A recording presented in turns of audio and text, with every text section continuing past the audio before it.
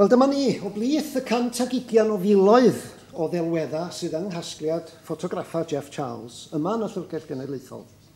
Y llun hwn o Carneddog, Richard Griffith a'i wraig Catrin, ydy'r un mwyaf trawiadol a chofiadwy o bosib. Neu o leia, hwn ydy'r un sydd wedi dal llygad a dychymig y cyhoedd.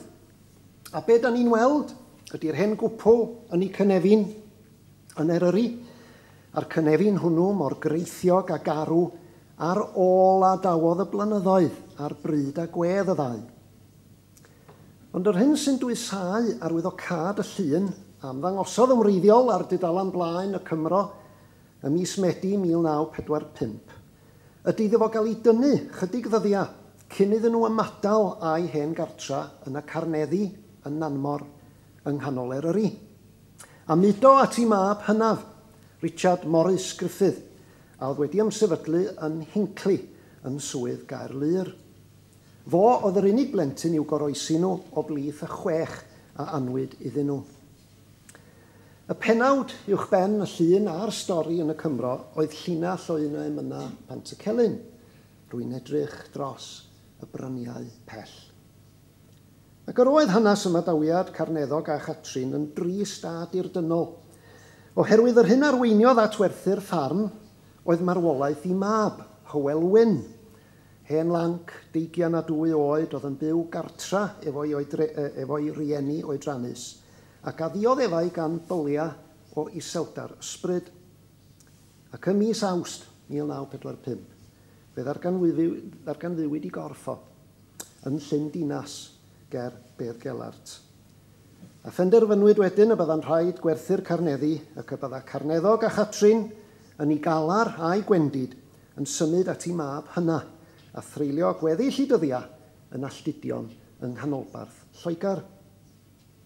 A fe ddaeth y llun yma yn symbol o ddiwedd cyfnod yn hanes Cymru ar ddiwedd yr ail Ryfel Byd, pan ystyrid i bod i'n ddydd o brysur bwyso ar y diwylliant Cymraeg a'r gymdeithas Gymraeg wledig.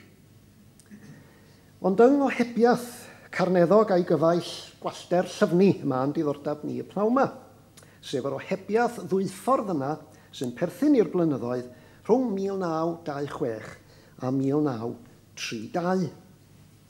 Wel, gair i ddechrau am y gohebwyr. Y ffigwr mwyaf adnabyddus o'r ddau yn sicr ydy Carneddog. A phlentyn 415 oedd o ar lawer ystyr.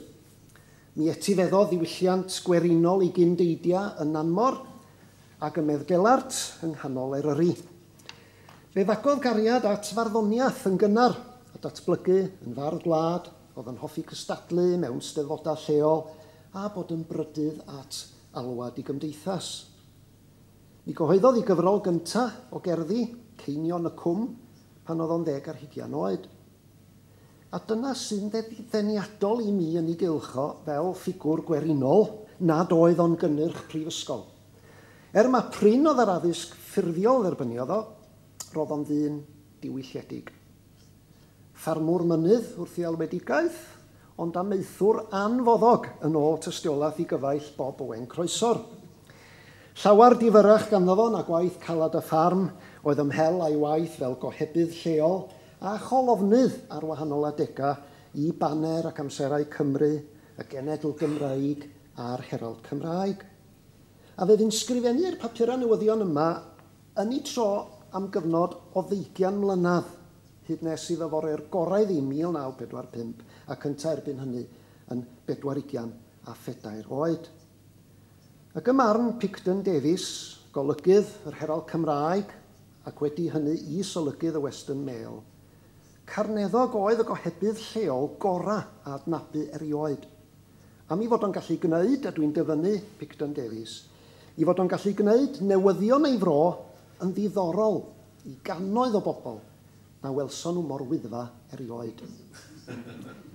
Yn ogystal â bod yn fardd a llenor gwlad a gohebydd, roedd o hefyd yn hanesydd lleol, yn chwilotwr selog, yn llyfrbrydd, yn awdur, yn olygydd ac yn gyhoeddwr.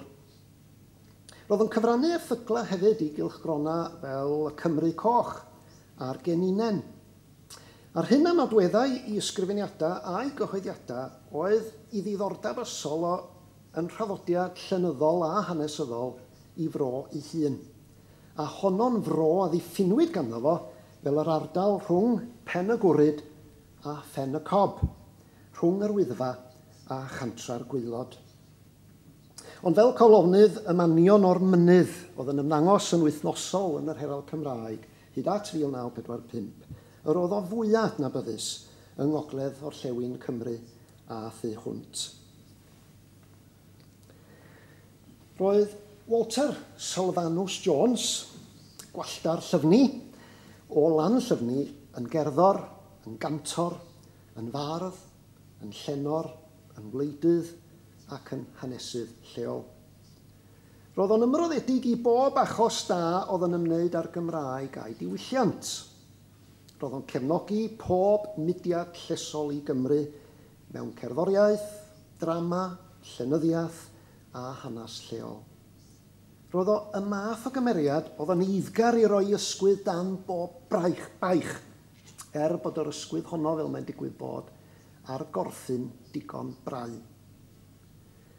Ac mae crefft y gof oedd yn ei deulu o'r ochr i dad a'i fam i brentision saer coed gafodd o. Ac yng nghyfrifiad 1911 ac yn tan 8 oed, roedd o'n byw gartra gyda'i rieni yng Nghoecia Newydd, Llanllyfni, ac ar y pryd yn cael ei ddisgrifio fel saer coed di-waith. Ymhen 2 flynedd, roedd o wedi mudo i dde Cymru, lle roedd cyfnithar iddo fo'n byw. Roedd o'n gweithio ym Mhwll Glos yng Nghennydd adag y danchwan o yn 1913. Dywedir iddo fod yn godwr canu achlysurol yng Nghapal Biwla, Abertridwr, ger Caerffili, a'i fod o'n flaenllaw y myd y gân, ac yn cynnal cyngherdda ac yn cystadlu mewn eisteddfodau. Ac yn wir fel canwr y daeth o i sylw gyntaf. Roedd ganddo fo lais bariton, nerthol, ac roedd ei frawd, Dafydd, hefyd yn ganwr. Llais tenor oedd ganddo fo, a roedd y 2 ohonyn nhw yn arfer canu fel deuawd mewn cyngherdda. Galwyd Gwallter i'r fyddin ym 1916, a mae cofnodion i wasanaeth o fel milwr wedi cadw. Roedd o'n aelod o gatrawd y brenin yn Lerpwl, y 23rd Works Battalion, oedd wedi lleoli yn yr hen ffatri watches ym Mhrescott ger Lerpwl. A fel rheol, pobl nad oedd eu hiechyd nhw ddigon da iddyn nhw fynd i faes y gad oedd aelodau'r bataliwn hwnnw. Ac roedd Gwallter, pan aseswyd iechyd o, yn perthyn i ddosbarth ec 2. Felly gwaith ymarferol i gefnogi gwaith y fyddin a wneud ganddo fo, a hynny fel saer coed, mi allwn ni dybio.